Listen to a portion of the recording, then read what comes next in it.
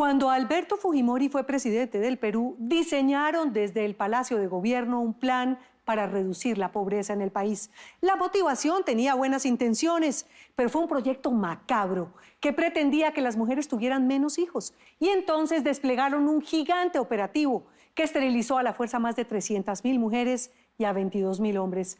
María Alejandra Cardona viajó hasta la provincia de Anta, donde todavía se escuchan los lamentos de las mujeres que, mutiladas, esperan que algún día se haga justicia. El doctor le dijo, agárrenle, agárrenle, agárrenle, así. Me agarraron de la mano, de la cabeza, de mis pies. Ahí recién mi pie estaba amarrado ya.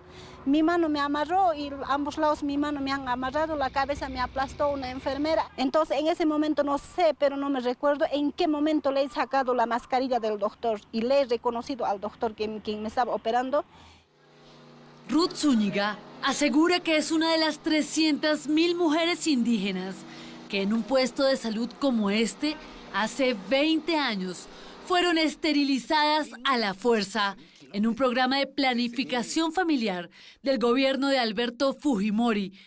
Lo justo es difundir a fondo los métodos de planificación familiar. Las mujeres peruanas deben ser dueñas de su destino. En el año 99, cuando mi última hija, cuando nació, a mí me ligaron en la provincia de Anta. Según ella, el bisturí de este régimen autoritario llegó a las entrañas de madres indígenas, pobres entre los 25 y 40 años. Así, a las malas, como operando ganado, les quitaron el derecho a unas de ser madres y a otras de volver a serlo. Es que yo era joven, señorita, a los 26, 27 años nomás a mí me hicieron.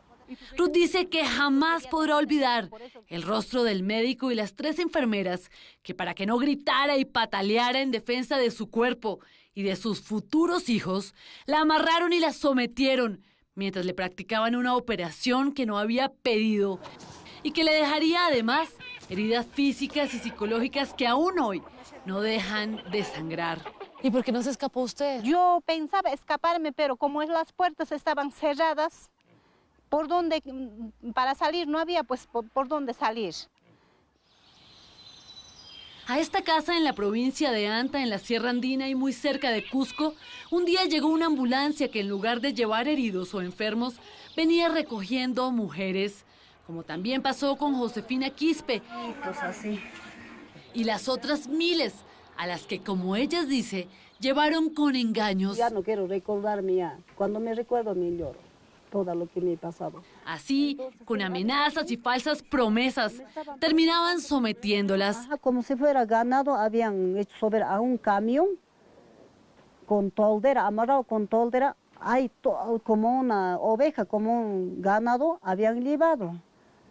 Entonces a la fuerza la habían hecho así. Les prometían mercados, medicina para los niños y en el peor de los casos, cuando iban a registrar a sus recién nacidos, les ponían una condición. Tenían que pasar antes por esas salas hechizas que montaban en cualquier escuela y que servían como centros de cirugía. Cuando me he venido no me han querido dar la constancia de mi hija para hacerle anotar en la municipalidad. Josefina tenía 34 años y 4 hijos cuando la ambulancia llegó a su puerta. Esta está preñada grande, no me mira. Ellas me han llevado así, jalando nomás ya. Entonces, ¿de los brazos así? Ajá, así, de mis brazos acá. Mi esposo me va a pegar, mi esposo. No, cállate, vamos a ir rapidito, le matamos. No alcanzó a avisarle a nadie que saldría. Los niños chiquitos quedaron solos y los animalitos quedaron amarrados. Sabía que su esposo entraría en cólera, pero no hubo quien pudiera defenderla. Cuando menos pensó, ya estaba medio zombie por los sedantes. Señorita, ¿qué cosa me han cortado? ¿Qué cosa me han hecho? Me está doliendo, me está doliendo. Más bien, gracias, dígale gracias al señor Fujimori. Ahora ya no vas a tener tus hijos. Ya no vas a parir como el chancho, como el cuy, como la rata. Para eso te hemos cortado tu útero.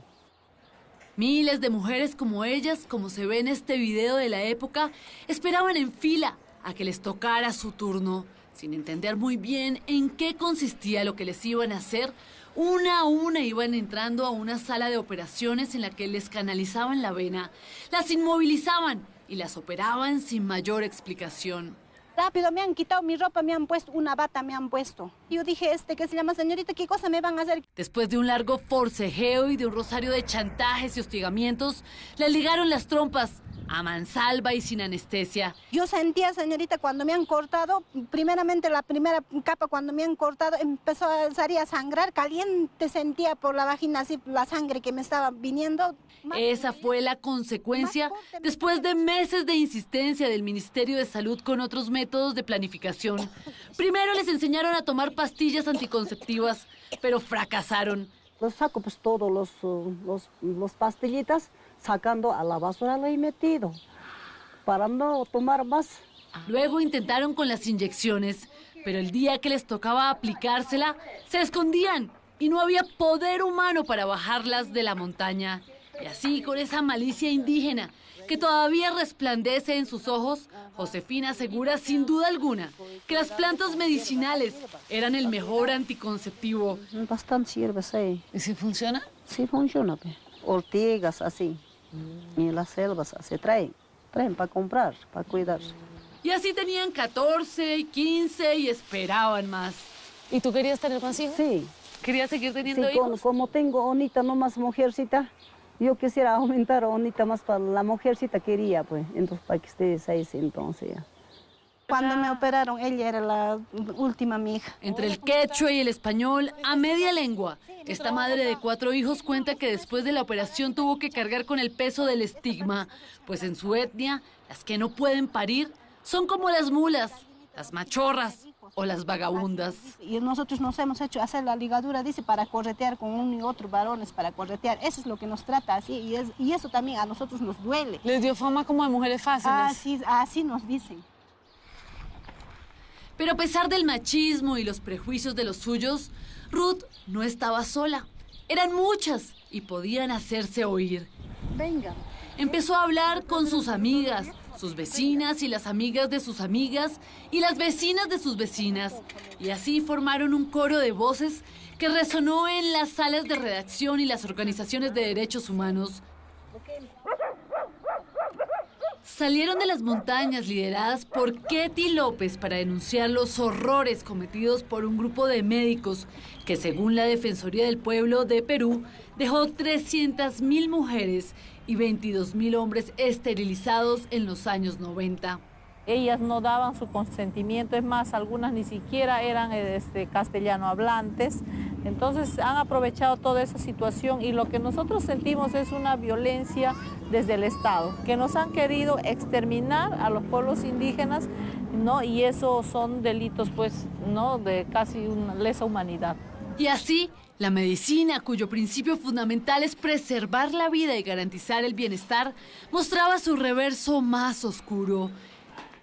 El doctor Gonzalo Gianella fue uno de los encargados de la investigación cuando empezaron a aparecer las pruebas. Se les hizo no es una brutal agresión de la peor que puede existir. Invadiste su cuerpo, las mutilaste y las dejaste dañadas como persona. ¿Y usted alguna vez buscó al médico que le hizo eso? No he tenido esa oportunidad, señorita, buscarle al doctor, pero sí le conozco. El doctor es Washington Ortiz, que me ha hecho la ligadura a mí. Por eso yo, en el momento cuando me he levantado, le he reconocido al doctor. ¿Y ustedes han buscado a otros médicos? ¿Han hablado con otros médicos? Con otros médicos sí hemos conversado, pero con el Washington Ortiz no. ¿Y qué les han dicho esos otros médicos? Los otros médicos nos dijo, nosotros no tenemos la culpa, sino que el gobierno mismo les ha ordenado para que nos puedan hacer ese tipo de ligadura a la provincia, a las provincias, al campo, es lo que les han enviado, porque varios hijos tenía que no podían mantener, eso es lo que nos dice. Y es que salieron de la cirugía sin mayor orientación, a encargarse inmediatamente de las labores del hogar y las jornadas en el campo. De vuelta nos ha traído a la ambulancia. Ahora ya vamos a ir a su casa, le vamos a dejar diciendo, recién. Y llorando pues estoy, de miedo que me va a insultar mi esposo así. Sus heridas se abrían, las hemorragias eran constantes, 18 mujeres murieron y las demás padecen hoy los dolores de no haber contado con atención adecuada y cuidados posoperatorios. ¿Y dónde le quedó la cicatriz? Sí, aquí en esta parte. ¿Grande? No muy grande. Es así, en este tamañito, como 4 puntos. ¿Y le duele? Claro, como no me va a doler. ¿Todavía? Siempre y cuando hago fuerzas, se me duele. Para Ruth, el regreso a casa fue un verdadero infierno. Yo me ponía una faja, me ponía así como un trapo, me ponía porque para que no se mueva, porque me dolía pues fuerte, me estaba doliendo cuando caminaba. Hasta acá me ha traído la ambulancia. ¿Nunca más volvieron? ¿Se olvidaron? Se olvidaron, se me infectó, eso también poco a poco lavándome así, me he hecho sanar los puntos también igual, así me lo he desatado. Al último ya, como me estaba infectándome, fui a la posta y le dije, señorita, esto me está infectando, ya te voy a curarte, me ha curado nada más. Y desde esa fecha ni más se recordaron. Antes de las brigadas de esterilización, la mayoría de familias tenían entre 4 y 15 hijos, que en la ciudad pueden ser demasiados, pero en el campo cada uno aporta su fuerza de trabajo. Y ahorita justamente estoy con hemorragia, señorita, y no puedo levantar ni peso, no puedo hacer nada. A la vista será cualquier momento me agarra la muerte, digo nomás ya, porque no quiero ir al hospital. ¿Cómo estás? Entre 1986 y 2000 dejaron de nacer muchos niños en las casas indígenas. La mano de obra se redujo a la mitad. Finalmente es puro racismo, no es otra cosa. No hay otra explicación por qué vas específicamente a un lugar y eso es lo que es. Eso es la forma que el Estado peruano se comunica con ciertas poblaciones hasta el día de hoy en el Perú. Así es donde viven la mayoría de estas mujeres, en el campo, en casas sencillas con poco acceso al agua y a la electricidad. Trabajan la tierra y venden en el mercado todo lo que pueden. Alimentan los animales, secan la carne al sol, cocinan y llevan comida para todos los que estén en la montaña. Para esta comunidad, la vida sigue siendo igual a la que tenían antes de las esterilizaciones, con la diferencia de que ahora hay menos personas trabajando en las mismas parcelas. Por el dolor, señorita, no se puede trabajar, porque acá en el campo el trabajo es las 24 horas, desde que amanezcas hasta que anochezcas tienes que trabajar con pala y pico, lo que sea tienes que trabajar. Para nosotros no hay nada de apoyo. En los hospitales, en las postas también, no quieren atendernos a nosotros. Por eso un día, cansadas de los insultos y el desprecio, se amarraron las trenzas, se pusieron el sombrero y se ajustaron el traje de colores para reclamar justicia. Estamos pidiendo justicia, reparación de nuestros casos, que no se archiven nuestros casos. Después de 2 décadas de lucha, Fujimori recuperó su libertad. Jamás fue condenado por las esterilizaciones forzadas. Somos las hijas de las nativas que no pudiste. El caso ha sido archivado innumerables veces en la fiscalía y está muy cerca de prescribir. Como yo siempre estoy luchando por todas las mujeres, de repente por eso algo me pueden hacer, por eso yo tengo miedo, señorita, por eso no me interno. Solo una mujer ha sido reparada. Aún faltan 299.999, entre ellas Ruth y Josefina. Buscamos que haya justicia y reparación por tantas mujeres que haya. Nosotros somos olvidadas cuando vamos también a hacernos, a atender, nos dicen, ay, estas son las mujeres que son mañosas, que estas no son mujeres que majaderas, que vienen cada vez con dolores, con tantos así. Eso es lo que nos dicen.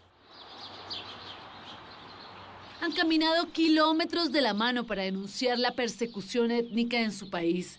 Con Fujimori próximo a cumplir los 80 años, estas mujeres quedaron estériles y enfermas por obra y gracia de un mandato presidencial que no solucionó la pobreza y sí dejó comunidades enteras mutiladas.